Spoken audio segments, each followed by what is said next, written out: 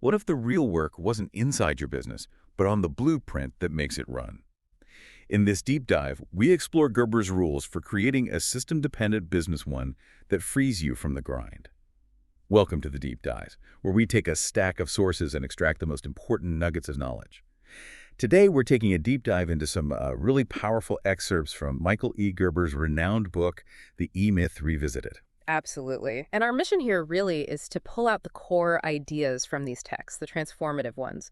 We want to understand how Gerber suggests you, radically shift your perspective on what a business even is, and then from that new viewpoint, how you actually go about building a truly system-driven enterprise, one designed specifically to thrive without you constantly being there. It's important to note everything we're discussing today, the rules, the stories, it's all coming straight from the source material provided. That's our guide. Okay, let's really dig into this first core concept then, because Gerber hits it hard right at the start. And for many business owners, I think it's just incredibly counterintuitive, almost revolutionary. The idea that your business is fundamentally not your life. Yes. That they are and really must be treated as two totally separate things. That separation, it's absolutely critical. The text really hammers this point home because, the typical small business owner, they're often so fused with their business they can't see where one ends and the other begins. It's just them. But the business, when it's working right, it isn't you. It's something apart from you. Think of it more like its own distinct thing, an organism maybe, with its own purpose, its own rules for how it operates. And that core purpose, according to Gerber in these texts, it's actually surprisingly simple, isn't it? Yeah, it's incredibly focused, laser focused, really. Yeah. Its purpose is simply to find and keep customers. That's it, full stop. It's not there primarily to fulfill your personal need to be the best baker or coder or whatever, or to be the center of all the action. Its job, its sole function is to attract and retain the people who buy what it offers. Okay. And this seems to be where the light bulb moment happens for the owner. Once you really grasp that the business's primary purpose is ultimately to serve your life. Right. To give you more freedom, more choices, more life, instead of your life being consumed by just serving the business day in, day out. That's when you finally see why you have to shift your focus, why it's essential. You have to move from being the person slaving away in the business, doing all the tasks. The technician role. Exactly. To becoming the person working on the business, building its foundations, its systems. And that shift, that necessary move from technician to entrepreneur, essentially. Yeah. That's precisely where Gerber introduces the key framework, the guiding principle. He calls it the franchise prototype. And this model, this concept, it's the mechanism he provides to help you make that crucial transition from being basically an employee in your own business to being the architect of it. Okay, let's try and wrap our heads around this franchise prototype idea properly. The core instruction seems simple, maybe deceptively simple. You need to pretend, just imagine right now, that your business, as it is, or maybe as you want it to be, is the absolute perfect model. The single blueprint for, 5,000 exact copies? Like 1,000 exact replicates. Clones, basically. Or 5,000. Yeah, and the text is really clear on this. It's a pretend exercise. A thought experiment. The goal isn't necessarily that you will actually franchise it, though, if you build it this way, you certainly could. Many do. But the real power, the transformation, comes from the act of imagining this huge replication. Okay. Because that simple thought exercise, it immediately forces you to confront how your business needs to function if it were going to be duplicated perfectly, consistently on that kind of massive scale. And why is it so powerful? What does imagining those 5,000 clones force you to think about? Well, think about it. To create a model you could replicate perfectly 5,000 times, it must be incredibly standardized, relentlessly documented, utterly predictable in how it runs and what it produces.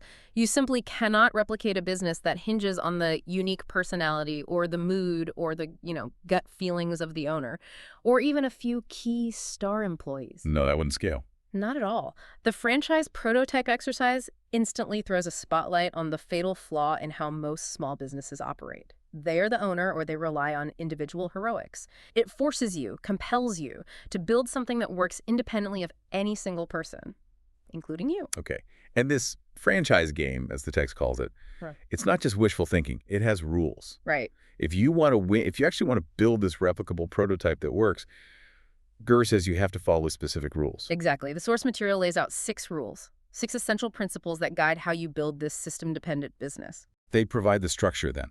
turning the idea into reality. Precisely. They take it from abstract concept to concrete steps. Shall we get into them? Let's do it. Rule number 1. Okay, rule 1. The model will provide consistent value to your customers, employees, suppliers, and lenders beyond what they expect. Consistent value beyond expectation.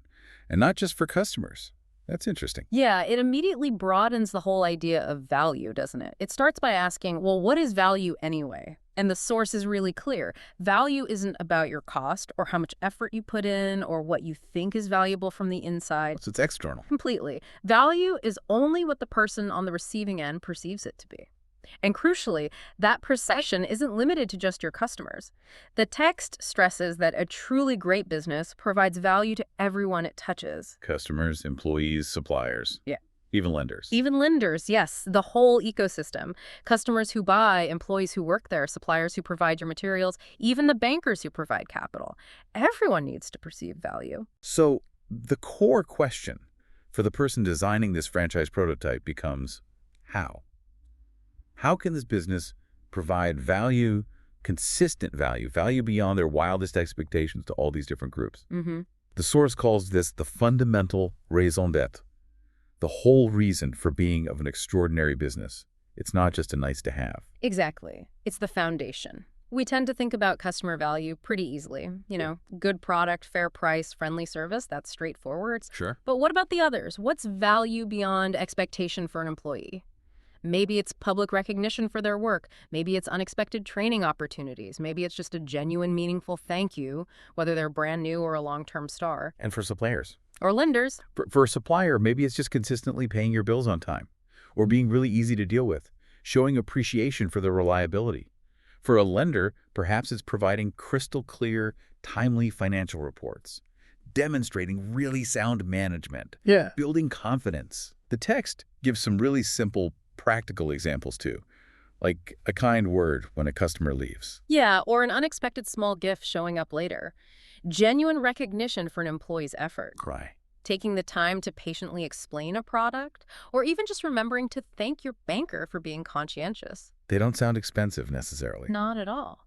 But they contribute massively to the perception of an extraordinary business. It's about thoughtfulness and consistency.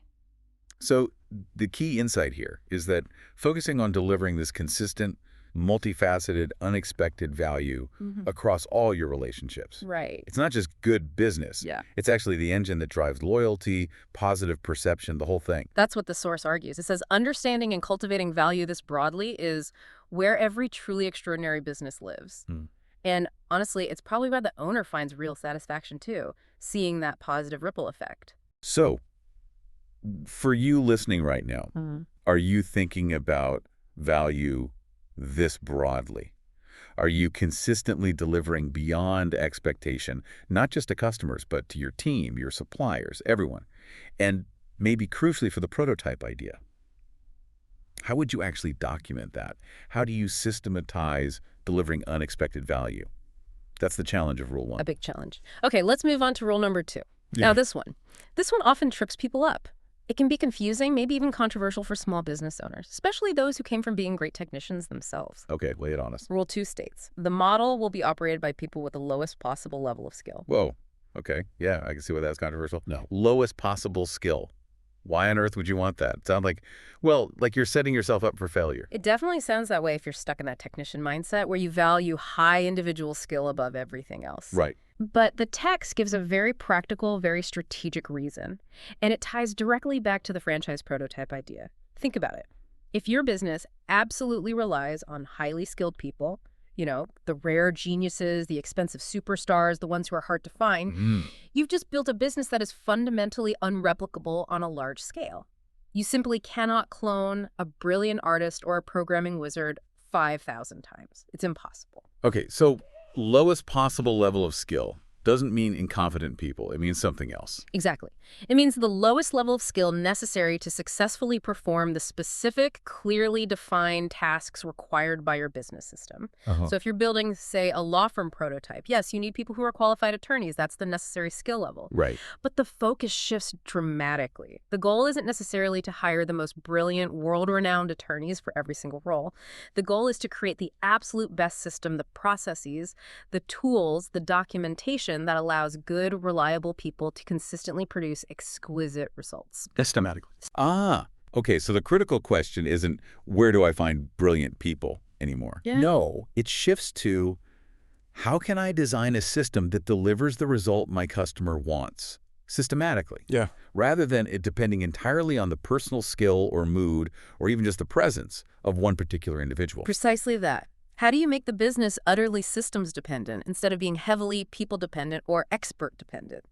How can you build an expert system that enables ordinary people to achieve extraordinary results rather than just trying to hire existing experts all the time? That's the core idea, the reframe of Rule 2. But people are still vital, right? I mean, the systems don't run themselves in a dark room.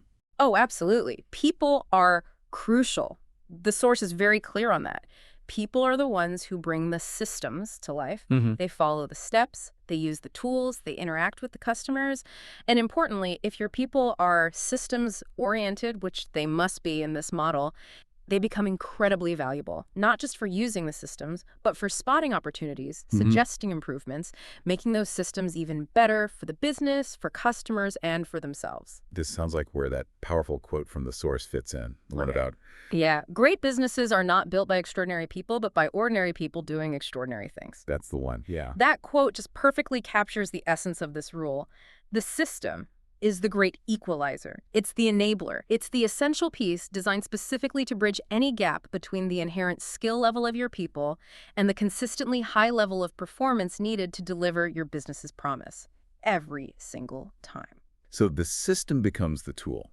The specific method your people use to boost their productivity, ensure the job gets done exactly right, and make your business reliable, predictable, and replicable. Yes. And the text clearly defines the roles here. It's the business's job, which means initially it's your job as the owner designing it to develop these systems, create the tools, and then teach your people exactly how to use them. And the employee's job.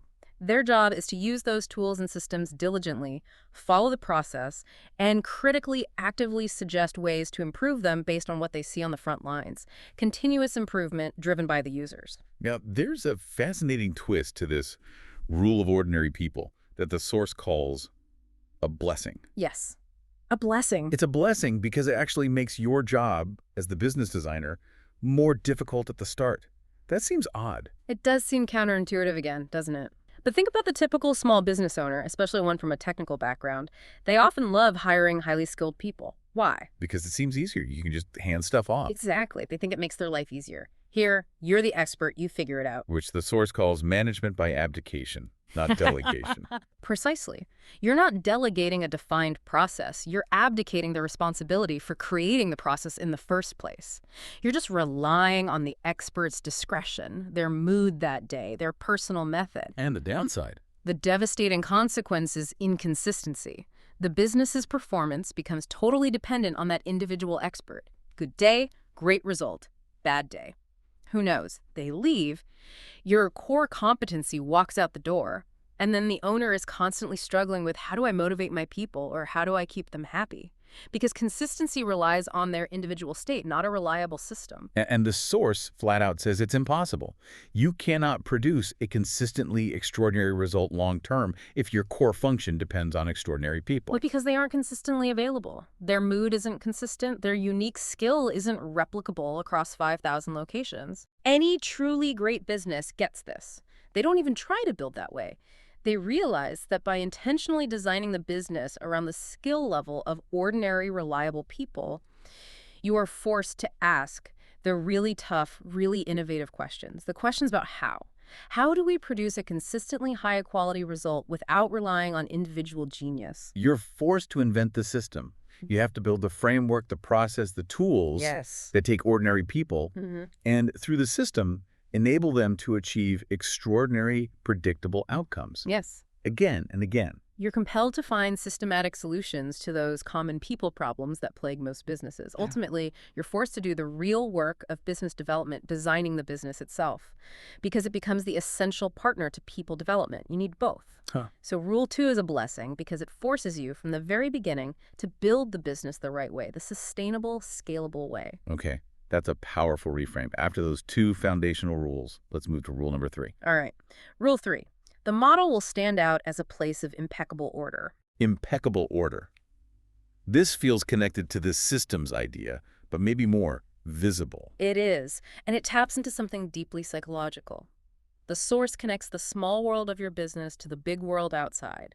It references thinkers like Alvin Toffler talking about the chaos of modern life, information overload, constant change, uncertainty everywhere. Right. Toffler's idea that people feel kind of drift, powerless in a world without clear structure. They need life structure, fixed points of reference to cope. That's exactly the point the source makes. And your business, by being a place of impeccable order, provides those vital fixed points of reference. It offers stability and predictability, not just for your customers who are navigating that chaotic world, but also for your employees who need clarity and structure in their work. So it becomes a kind of haven, a predictable space. A haven of predictability and calm amidst the noise, yes. So what does that order communicate? What's the unspoken message? Visibly, immediately, it communicates competence, control, professionalism. To a customer walking in, seeing a clean, organized space, clear signs, people moving with purpose, it builds confidence. It says, these people know what they're doing. And to the employees. To your team, seeing a well-organized workplace, clear procedures, tools in their proper place, it says you, the owner, the designer, know what you're doing. It says there's a plan here, there's logic, this place works, even if the world outside feels messy. So the message is, maybe the world's chaotic, but this place functions. Yeah. It has intention. Exactly. And that visible, tangible order is absolutely crucial for building trust. Customers trust they'll get the result they expect because the environment looks competent. Employees trust their future with you because the structure feels stable and well managed. Order isn't just about being neat. It's a powerful signal of underlying competence and reliability. It shows the framework for success is actually in place. Okay, that focus on internal order then leads us perfectly into rule number 4, doesn't it? It does. Rule 4. All work in the model will be documented in operations manuals. Right. If rule 3 is about looking and feeling orderly, rule 4 is about the engine that makes it orderly and keeps it that way, especially as you grow. Documentation is the bedrock. It's the concrete expression of that order. It says clearly and without ambiguity, this is precisely how we do it here, every time. And the source argues that without that documentation, you can't have real standardization. You just have habits. That's right. Every time someone does a task slightly differently because there's no written standard, it becomes an exception. Routine work becomes inconsistent based on memory or mood or who's doing it. Documentation provides that essential structure, especially for your people. It's not just some dusty binder on a shelf, ideally. It should be a living guide, detailing the most efficient, most effective way known right now to do every important task in the business. It tells every employee, new or old, look, there's a logic here. There's a specific method, a technology designed for producing consistent, high-quality results in this business. It's an affirmation of that order we just talked about. It connects back to that Toffler idea too, doesn't it? A job gives psychological structure by making demands. Documentation provides the clarity this structure needs to actually work well for people, removes the guesswork. Absolutely. Good documentation takes complex processes, anything from answering the phone to making the product to closing out the register, and breaks them down into specific, manageable, simplified steps. It speaks right to that technician part inside everyone, giving the clear step-by-step instructions needed to do the job right. So the operations manual isn't optional. It becomes the definitive how-to-do-it guide for the whole business. Exactly. And the source is specific about what needs to be in there. The purpose of the task, the why, the specific steps to take the how, and critically, the standards that define success. Both the standard for the process itself, doing it the right way, and the standard for the final result. Without that detailed manual, your franchise prototype just can't be a prototype. It can't be reliably replicated. It's non-negotiable for achieving true standardization. And the owner's job isn't just creating it once. It's making sure it's used, understood, kept alive, updated. Continuous effort, absolutely. Okay. That internal structure and documentation then sets the stage for rule number 5. Rule 5. The model will provide a uniformly predictable service to the customer. Uniformly predictable. So this is where the internal order meets the outside world, the customer experience. Precisely. Looking orderly, Rule 3, and having the documented processes, Rule 4, are essential groundwork. Yeah. But they're not enough on their own. The business also has to act orderly, consistently in the eyes of the customer. That means doing things the same way, delivering the same experience every single time. And the source uses that fantastic story about the barber to illustrate this point, doesn't it? It really drives home the impact of inconsistency. It's such a perfect anecdote for this rule. So the narrator finds this new barber, right? First visit is amazing. The guy's clearly a master craftsman, uses only scissors, which the narrator likes. He washes the hair before cutting. There's an assistant who keeps the coffee cup full constantly. It's this whole delightful, specific experience. More than just a haircut. Way more. And the haircut itself. Yeah. Excellent. So he's thrilled, makes another appointment, expecting the same thing. But the second visit is different. Totally different. This time, the barber uses electric shears for about half the cut. No hair wash. Not offered, not mentioned. Gone. The assistant brings coffee once, then vanishes. Never refills it. Haircut's still good, technically. But the experience, completely different from the first time. Okay. Then a third visit. Third visit, another variation. This time, he does wash the hair, but only after cutting, just before a final trim. He's back to using only scissors again. But this time, zero coffee, none at all, though he does offer wine instead. The assistant's around, but doing other things. Haircut. Still excellent quality. So consistently good haircuts. But the experience is all over the place. Exactly. And despite getting a great cut every time, the narrator decides he's not going back. Why? If the core service, the haircut was good. It wasn't about the quality. It was about predictability. The lack of it. The expectations set so clearly on that wonderful first visit were just violated repeatedly. The customer never knew what they were going to get next time. And there's something fundamental, apparently, in how we make buying decisions. We crave that predictability. We want to know what we're buying, especially when it's an experience. We want to choose to repeat something we know. And the inconsistency made him feel a lack of control. A distinct lack of control, yes. It felt like the barber was just changing things arbitrarily. Based on his mood that day or whim or whatever, the business felt like it was being run for the barber's convenience or need for variety, not for the customer's predictable comfort or specific preferences. And the customer couldn't even really say anything, right? Like, hey, I like the sound of the scissors, or I prefer the wash first, or where's the coffee assistant? Exactly. How do you express those seemingly minor, maybe illogical preferences without feeling foolish? Especially when those things were offered inconsistently, it puts the customer in an awkward position. It relates to that burnt child syndrome the source mentions from psychology. Yes. Inconsistent reward or punishment is deeply confusing. It undermines trust, makes behavior unpredictable. Now, a burnt child might be stuck with the inconsistent parent, but a burnt customer, they have choices. And they will almost always choose predictability over random variation, even if the good variation is sometimes great. They'll leave. Wow. So the key takeaway from Rule 5, driven home by that barber story, is just how crucial it is to do what you do the exact same way, each and every time. It's maybe far more important for building loyalty and trust than we might think, even if your core product is consistently good. Consistency removes friction. It builds confidence. It lets the customer feel empowered because they know exactly what they're choosing. No unpleasant surprises. Okay. That leads us to the final rule then. Rule number 6. Rule 6. The model will utilize a uniform color, dress, and facilities code. Uniform color, dress, facilities. This sounds a bit superficial. Big. Compared to systems and predictability. It might seem that way on the surface, but the source argues it's actually deeply important. It gets into the psychology of perception, marketing, branding. It cites research, like from Louis Cheskin, who founded the Color Research Institute, showing just how profoundly consumers are influenced, often subconsciously, by the colors and shapes they encounter. So colors and shapes actually affect buying decisions. Significantly, according to Cheskin's research described in the text. Different groups respond differently, of course, but the impact is real.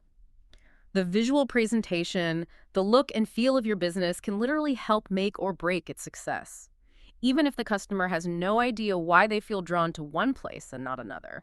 Cheskin's book, Why People Buy, the source quotes it saying something like, little things, meaningless practically, can have great emotional meaning through symbolism. Exactly. Images and colors are often great motivating forces. They tap into our subconscious feelings, our associations. And the anecdote about the woman buying the blouse illustrates this complexity. Right, perfectly. Yeah. She's trying on blouses. She's thinking, does this look good on me? That's flattery, appearance. Do I love this color? Personal preference. Is this style and fashion? External influence, belonging. She's navigating all these different emotional, practical, social factors Right. and ends up with a gray blouse she hardly ever wears because it didn't quite hit the right emotional notes, maybe. All that complex psychology for just buying a blouse. And the source argues your business package is exactly the same. It has colors, shapes, visual cues that resonate positively with your target customer, and it has others that actively repel them or feel off. So you need to figure out what works visually for your audience. Yes.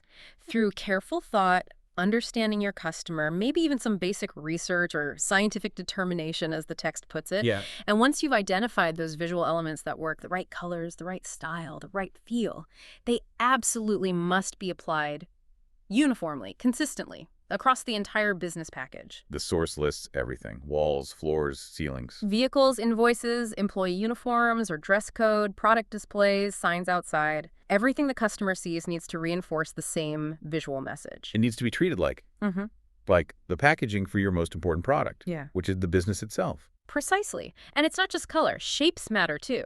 The shape of your logo, your business card layout, the font you choose, how your space is arranged, the style of furniture. The source mentions another Cheskin test. 3 different shapes.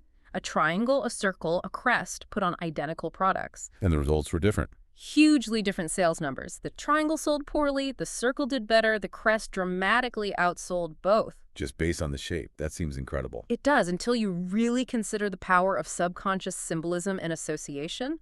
What does a crest imply versus a simple circle? Authority, quality, tradition. The point is, the shape of your sign, the design of your logo, the visual style of your marketing, it will have an emotional impact, whether you design it intentionally or not. So your franchise prototype needs that same meticulous attention to visual detail, that same careful packaging as a major brand gives to designing a box of cereal. Every visual element sends a signal. It has to be consistent. Okay, wow. Those are the 6 rules of Gerber's franchise game. The framework for building that replicable, system-dependent business. Let's maybe just take a breath and pull together the main themes we've covered from the source material here. The big overarching message seems to be, stop working primarily in your business, doing the day-to-day technical stuff, and commit, really commit, to working on it, designing it, building it, improving the system itself. Right. And the way you work on it is by adopting this mindset. Treat your business as if it were that pre-production prototype, the perfect model you're about to replicate 5,000 times. Because that perspective forces you to think about every single detail differently, in terms of systemization, predictability, replicability. And the source offers all those different ways to help make that mental shift, right? To see the business differently. Yeah, lots of metaphors. Think of it not as your job, not as just a place you go, but as something totally separate from you. See it as its own little world, a deliberate product you're designing, a sophisticated machine built for a purpose, a mechanism to give you more life, more freedom. View it as a complex system, like a perfectly packaged product on a shelf, a solution to a customer's problem. Anything. Anything but just a job you have to do every day. That distinction really is key, isn't it? Anything but a job. It is, because when you truly shift to that perspective, when you're genuinely working on your business as this distinct, replicable product, you start asking completely different questions. Questions the source material puts right out there for the owner to confront. Like, how can I design my business so it actually works, but without me having to be there all the time? Or how can I structure things so my people can work effectively, produce those consistent results, but without needing my constant interference, my constant oversight? How do I systematize everything, every process, so thoroughly, so clearly documented, that if I were to open the 5,000th identical unit tomorrow, it would just run smoothly, predictably, profitably, just like the first one? How can I actually own my business, have it be an asset that generates value and freedom for me, and still be free of the daily grind it usually demands? And maybe the most personal one, the one about quality of life. How can I free up my own time so I can spend it doing the work? I actually love doing the entrepreneurial stuff, the design, the vision, the strategy, instead of being trapped just doing the technical work I have to do just to keep the lights on. The source then makes this really powerful point about these questions. It's challenging, but maybe ultimately liberating. It says, If you ask yourself these questions, honestly, right now, Yeah. and you find you just don't know the answers, Yeah. then you've just come face to face with the real problem, the underlying issue. And the real problem, according to this text, isn't the market. It's not the competition or the economy or even the business itself. It never was the business. The problem is you. It has always been you, and the source is blunt. It will continue to be you until you make a fundamental shift. Until you change your perspective. Until you change your whole understanding of what a business truly is and how a successful one designed to serve the owner, actually works. Until you really embrace this new way of thinking. Seeing your business as a product of its systems, distinct from your personal effort. And doing that, it requires acknowledging something important. Building a successful business, even a small one. It's not just about being good at the technical work. Yeah. It's both an art and a science. Right. And like any serious discipline, the source argues, to develop a business to this level, you need specific information, the kind of principles and rules we've been discussing. But, and this is critical, information alone isn't enough. You also need a process, a structured practice, a system, really. A system for implementing the system. Exactly. A systematic way to acquire that information and, more importantly, to actually apply it productively within your own business to make it real. The source mentions things like the E-Myth Mastery Program as an example of that kind of programmed approach. A tested path. Yes, presented as a proven method used by thousands, designed to guide owners through that process of business development. The idea being it can fundamentally change your life by changing how your business functions. And we see this whole transformation, this huge shift in perspective, just perfectly illustrated in that story the source shares about Sarah, the pie shop owner. Oh, Sarah's story is fantastic. It captures the essence of this shift so well. Initially, Sarah sees her business only through her technician lens. She's the baker, the pie maker. That's her identity. Her whole understanding is tied up in her personal skill and effort. She believes, deep down, if I'm good at making pies, the business will be good. If I work hard enough, it'll succeed. If I stay involved in everything, nothing can go wrong. That kind of thinking. And that total identification, her seeing herself as the business, basically that's the source of her pain, her burnout, her frustration showing up every day. The business is just eating her life. But then she has this realization, guided by these E-Myth ideas, the idea of separating herself, focusing on the business as a system. She realizes that to get freedom, to gain real control, she has to disidentify, step back, and conceive of her business in this radically different way. Not as the place she goes to bake pies, but as the pie shop itself being the product. The business is the product she needs to design, just like she designs her pie recipes. And the source emphasizes the minute she starts thinking that way, she's forced to ask that key entrepreneurial question. Right. How must my business as a product work? How must it be designed to successfully attract not just the customers who love the pies, but also the people who will want to work there and bake those pies according to her system? And just asking that question means she's already operating from a completely new place, a much more powerful perspective. Her description of that mental shift is really striking. She says she'd never, ever thought of her business as an idea before, only as the job she did every day. But now, suddenly, it felt exciting, like a whole new world opened up. She compares it to reading Huckleberry Finn for the first time, maybe with a great teacher who made it all come alive off the page. The business suddenly comes alive for her as this tangible idea that exists separately from her, like opening a brand new book full of anticipation.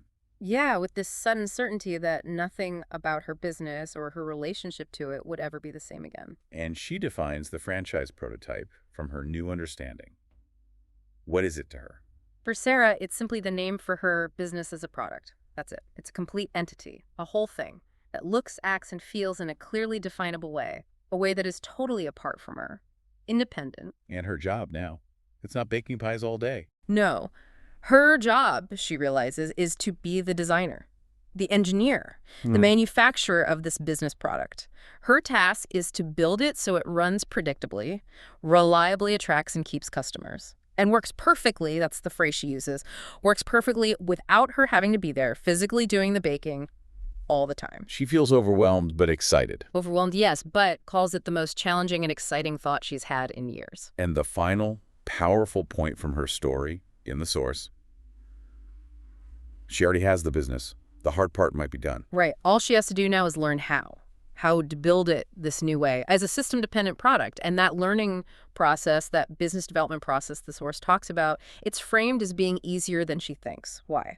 Because she's taken the crucial first step. Exactly. She now has the right perspective, the transformed viewpoint. That's the key that unlocks everything else. So let's leave our listeners with a final thought building on that. Okay, if the business isn't you, if it's truly a product meticulously designed to serve your life, to give you more freedom, what possibilities does that new perspective actually open up for you?